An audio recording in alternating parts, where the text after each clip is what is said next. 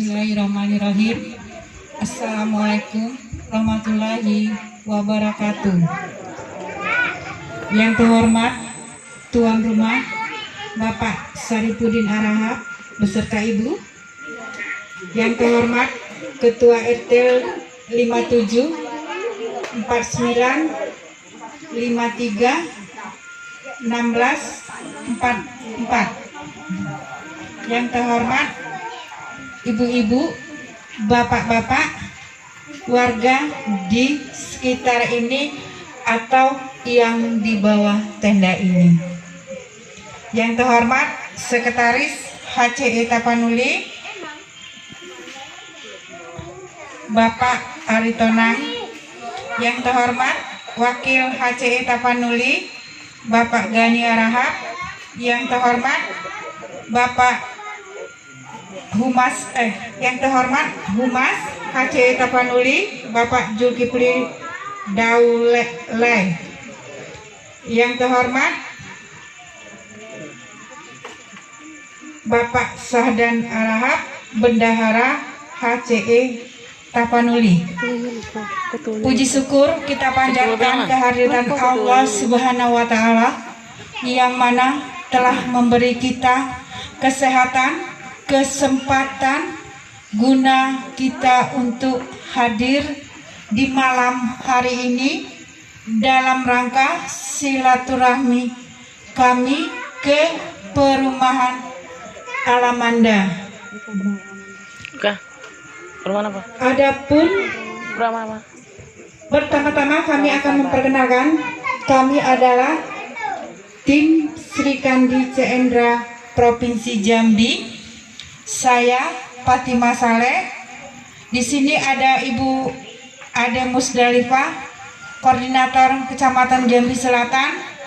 Di sini juga ada Ibu Rasita Sari SE, Koordinator Palmerah. Ada juga Mbak Erda Susanti, Koordinator Kecamatan Palmerah. Adapun tujuan kami ke sini, Pak, kami akan memperkenalkan sosok calon gubernur yang akan berlaga pada tanggal 9 Desember 2020. Beliau adalah Bapak Dr. Handes Haji Ceendra. Beliau juga sekarang menjabat sebagai Bupati Kabupaten Saralangun 2 periode, jalan yang setengah, Pak, perjalanan sekarang. Bapak Dr. Handes Haji Ceendra juga Ketua Partai Golkar Provinsi Jambi, terpilih pada tanggal 29 Februari 2020. Beliau kelahiran Desa Mandiangin, Kabupaten Saralangun, Kecamatan Provinsi Jambi. Kecamatan. Istri beliau bernama Ibu Haja Rosita Ceendra, kelahiran Minang, Sumatera Barat. Bapak Dr. Handes Haji Ceendra akan berpasangan dengan Ibu Hajah Ratu Munawaroh Zulkifli Nurdin. Bapak-bapak, Ibu masih ingat dengan Bapak Zulkifli Nurdin? Masih ingat, Pak, ya? Nah, Ibu Ratu istri dari Pak Zulkifli. Beliau diusung oleh Partai Golkar dan Partai PDIP, 16 kursi. Seharusnya mencalonkan itu 11 kursi, Pak. Berarti kita ada kelebihan 6 kursi. DPR 8 Golkar, 9 PDIP. Program yang telah dilakukan Bapak Dr. Handes Haji Ceendra sekarang di Kabupaten Saralangun, Bapak itu mengadakan program percepatan desa, bantuan 200 juta per desa. untuk mengatasi ekonomi masyarakat. 2, Bapak itu punya program mengadakan supling sholat subuh berjemaah.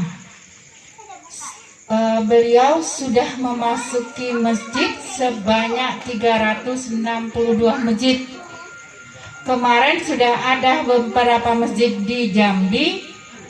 Beliau subling, berhubung ada wabah corona, program sublingnya terhenti.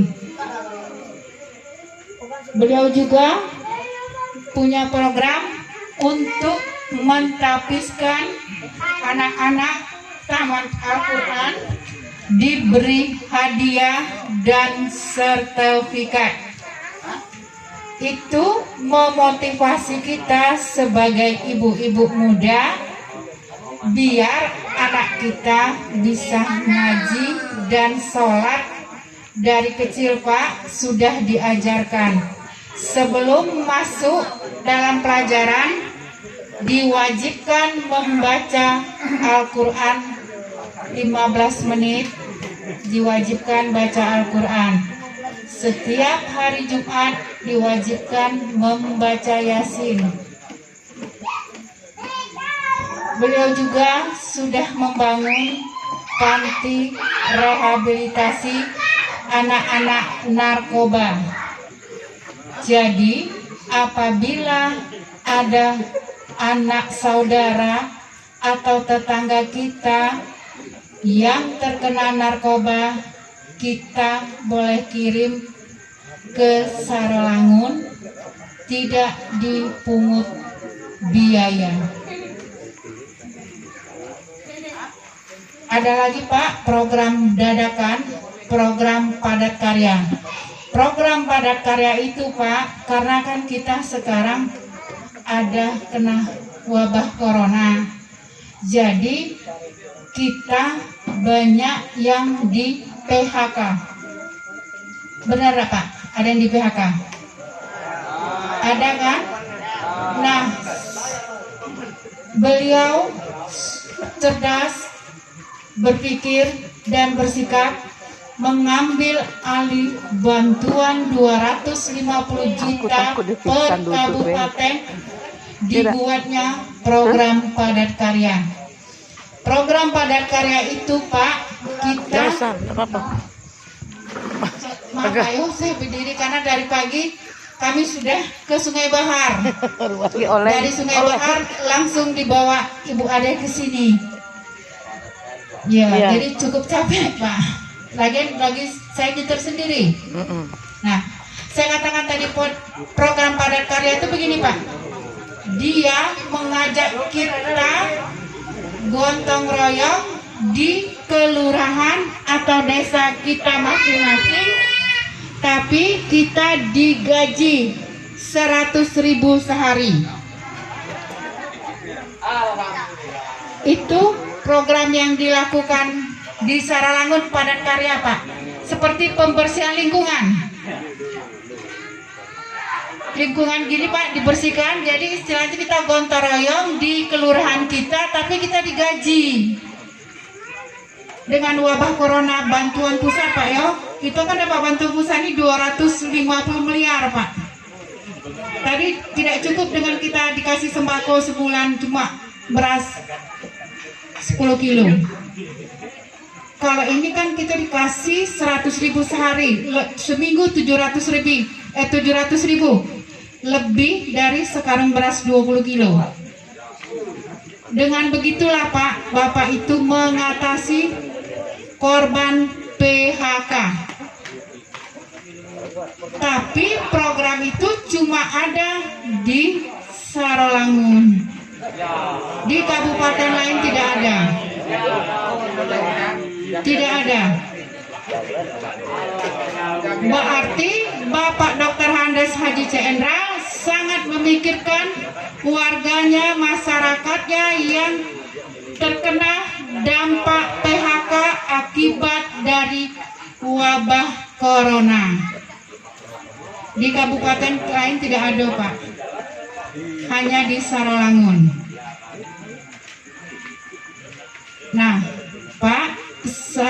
apabila beliau bersama Haja Ibu Ratu diamanahkan menjadi Gubernur Provinsi Jambi, semua program-program yang sudah dilakukannya di Saralangun akan dibawanya ke Provinsi Jambi. Jadi saya mohon supaya program itu mencapai kita ke Provinsi Jambi dan di wilayah Kelurahan Lingkar Selatan.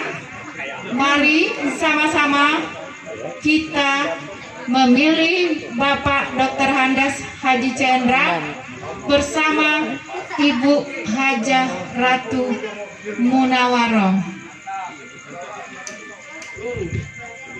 Nah, saya jelaskan Pak ya, yang bantuan 200 juta itu diberikan per kelompok, bukan satu orang. Bagi ibu yang UKM, pintar membuat kue, tidak punya modal, akan diberi bantuan. Anak-anak yang putus sekolah diberi bantuan untuk buka usaha bengkel dan cuci motor. Bagi bapak-bapak yang sudah pensiun diberi bantuan bibit sapi atau bibit ikan. Bantuan itu tidak dibunga. Kalau pinjaman kita 5 juta, kita kembalikan 5 juta. Terus Bapak itu juga punya program, dia akan membangun musola di setiap SD sampai perguruan tinggi. Dia wajibkan juga membangun panti rehabilitasi di setiap kabupaten, bukan hanya di Saralangun. Jadi kan enak Pak, kita kalau di kabupaten mana ada anak narkoba langsung dimasukkan ke panti rehabilitasi, tidak dipungut biaya. Mewajibkan untuk sholat zuhur bersama di kantor, di perumahan di warga-warga RT Bu Pak, diwajibkan. Dia akan datang sewaktu-waktu ke kelurahan kita, dia mengajak warga untuk bersolat subuh bersama.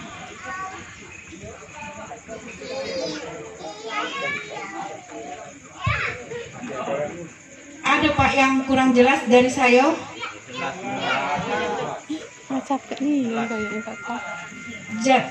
Jadi begini Pak, Bapak itu punya program tidak hanya dunia, akhirat dia juga kejar.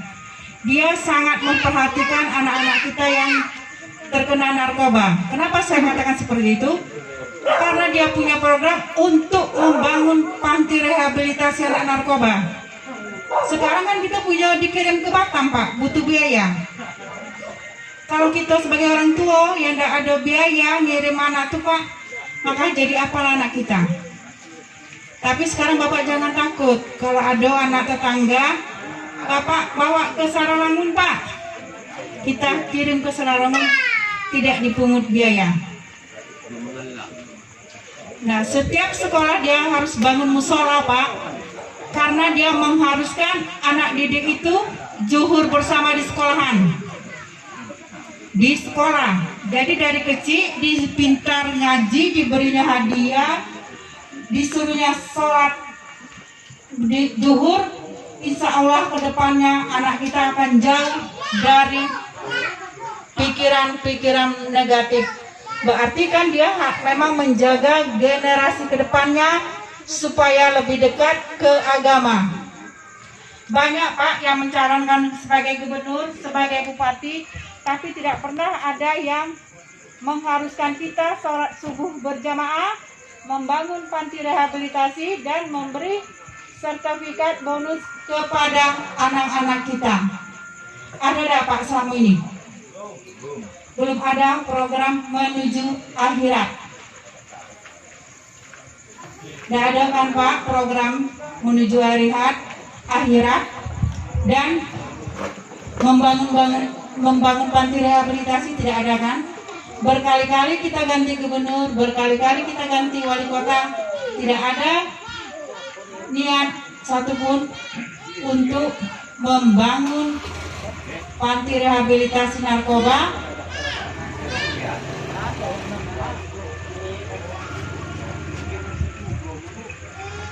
Bapak, Ibu, kalau kita pintar menjahit, kita akan diberi bantuan mesin jahit. Tapi per kelompok 5 orang. 1 orang kita mendapat 5 juta. Tanpa bunga. Syarat hanya KTP. Begitu juga yang tadi saya bilang untuk anak-anak yang putus